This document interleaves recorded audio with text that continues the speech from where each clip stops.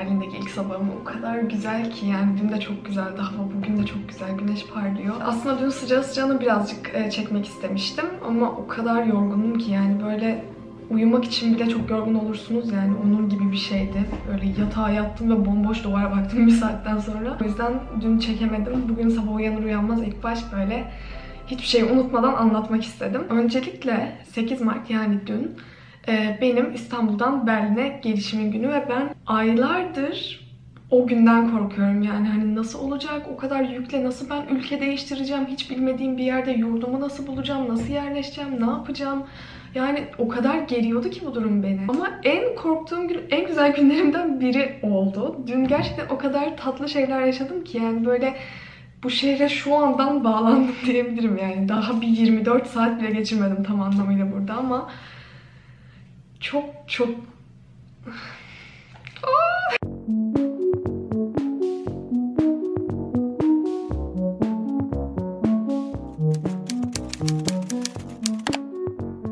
Şimdi o zaman Berlin'e uçağımın inişiyle başlayayım. Uçak indi öncelikle. Sonra biz valizleri falan aldık. Ben tren istasyonunu arıyorum. Neye bineceğimi biliyordum. Daha önceden bakmıştım birazcık.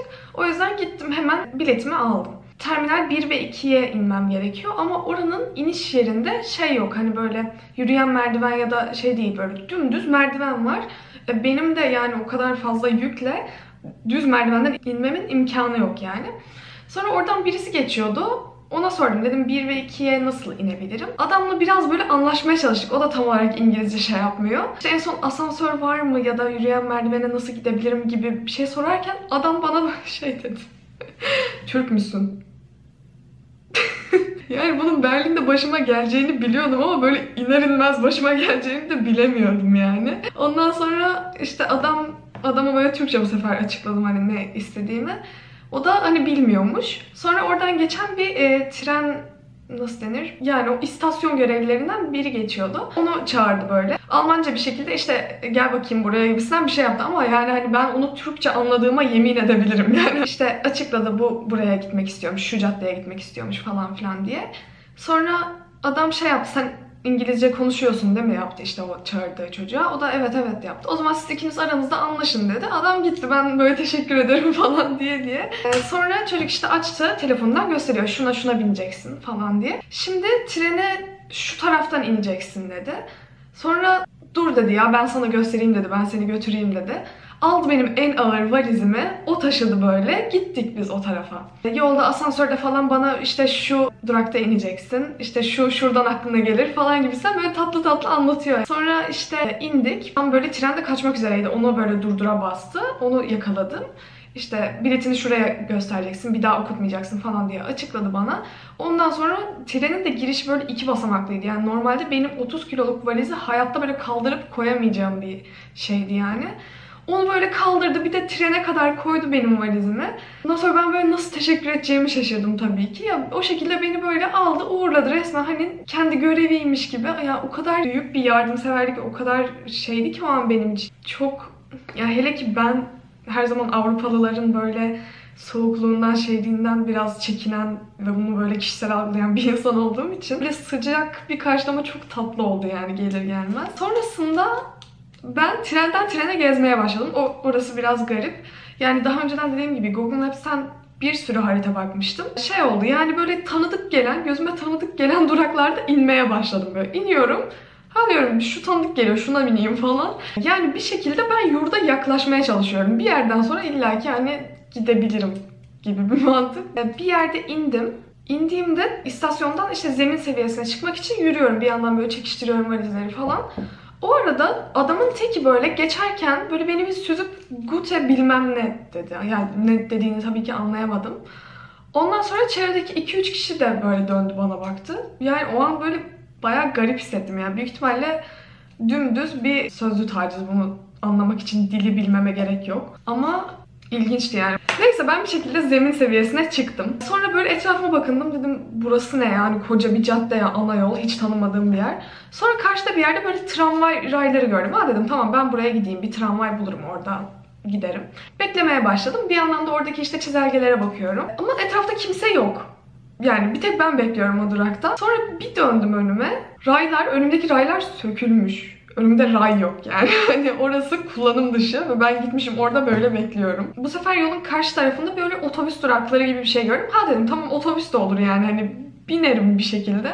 Bu sefer otobüs duraklarına gelince köşede taksi gördüm. Taksi görünce böyle zaten yani üzerimden böyle ter akıyor artık hani 2 tane bavulu çekiştire çekiştire şeyde. Baktım hani çok da uzak olamayız dedim yani yurda. Çevrimiçi haritadan da kontrol ettim. Sonra taksiye bindim böyle. En son beni tam zamanında yani burada olmam gereken zamanda taksi buraya getirdi. Sonra işte burada öğrenci olarak böyle rehberlik eden birisi var. Bana anahtarları o verecekti. Dün 8 Mart olduğu için 8 Mart burada tatilmiş. Onu da ben bilmiyordum. Onun odasını buldum. Girdim. O bana anlattı işte neler yapmam gerektiğini. Yurdu genel olarak bir tanıttı. Her şeyi anlattıktan sonra işte biz binadan çıktık. Hani ben sordum benim 14. binaymış neresi acaba falan filan diye. Gösterdi yolun karşısında gayet bulunabilecek bir yer. Tamam dedim hani teşekkür ederim. Ondan sonra yok ben sana yardım edeyim falan dedi. Ben dedim ki hayır çok ağır yani hani gerek yok zahmet etme. Orada işte başka bir arkadaşı geldi hani böyle laf arada kaynadı yani. O arkadaş da işte geldi merhaba Berlin'e hoş geldin.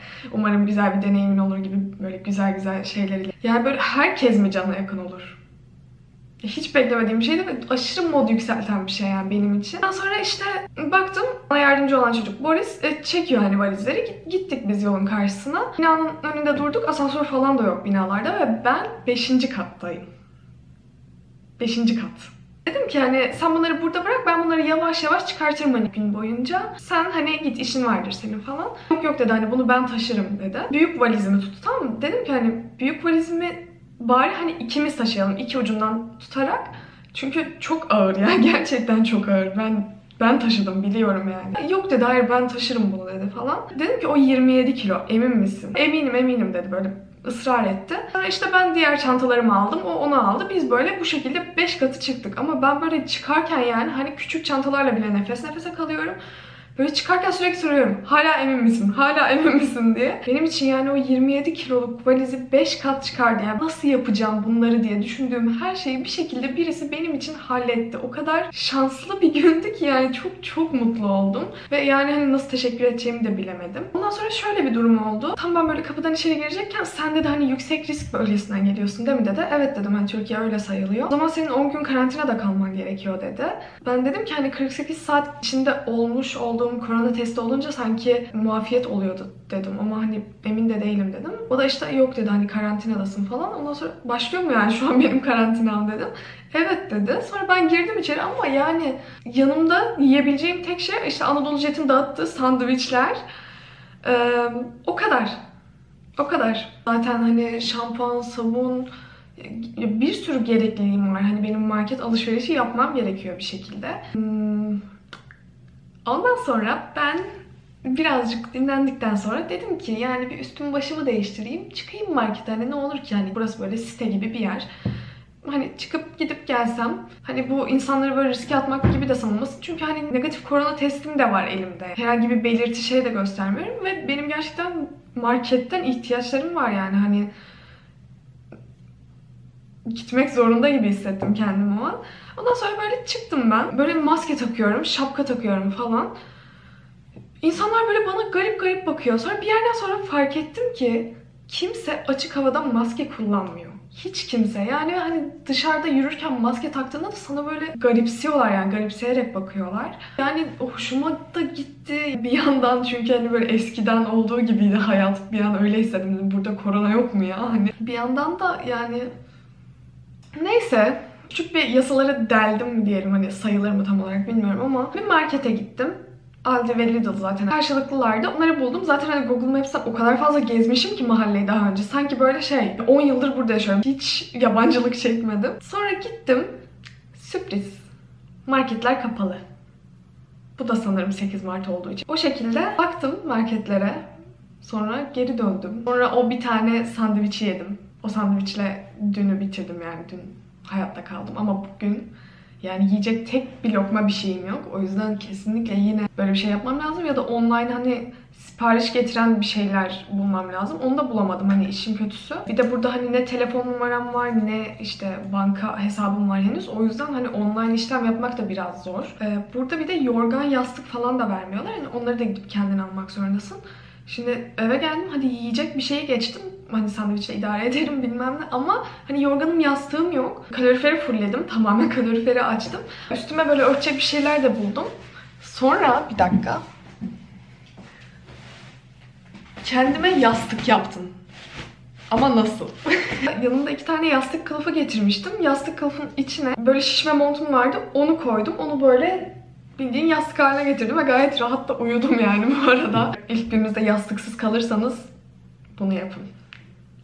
Bugün işte yurda resmi olarak kayıt olabilmek için buranın işte müdürünün odasına gideceğim. Orada birkaç evrak işim olacak. Sonrasında market işim var. Artık biraz şu valizleri yerleştirmeye başlamam lazım. Bir de şeyi söylemedim. Yurt odasına girer girmez şöyle bir şeyle karşılaştım. Şimdi ben 3 kişilik bir apartman gibi bir şeyde yaşıyorum. Hepimizin kendimize ait odaları var. Benim dışında 2 kişi daha var. Mutfak ve tuvaleti birlikte kullanıyoruz. Yani ev gibi bir şey aslında. İşte bu benim dışında kalan 2 kız bana not bırakmışlar. Biri Hamburg'da iş gezisindeymiş. Biri de İspanya'da işte memleketindeymiş şu anda. Odaya gelir gelmez karşılaştığım şey buydu.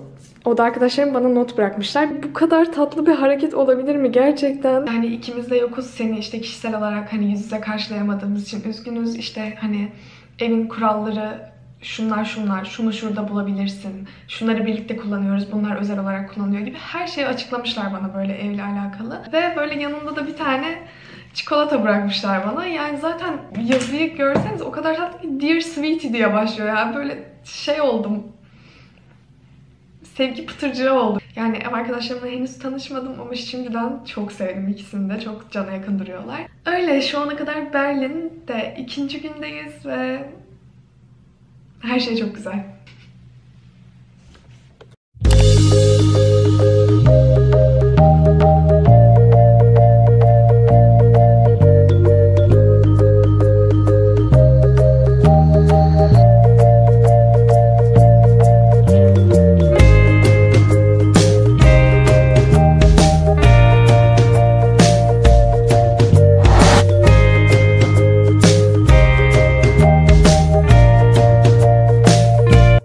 Marketteki işlerimi hallettim. Kendim böyle yiyecek bir şeyler de aldım. Yani dün akşam 5'ten beri falan herhalde hiçbir şey yemiyorum ve şu an saat 2. Türkiye saatiyle 4 ve ben şu an hala bünyem Türkiye saatiyle çalıştığı için çok açım. Şimdi kendime yumurta eğer yanmazsa, yanmıyor değil mi?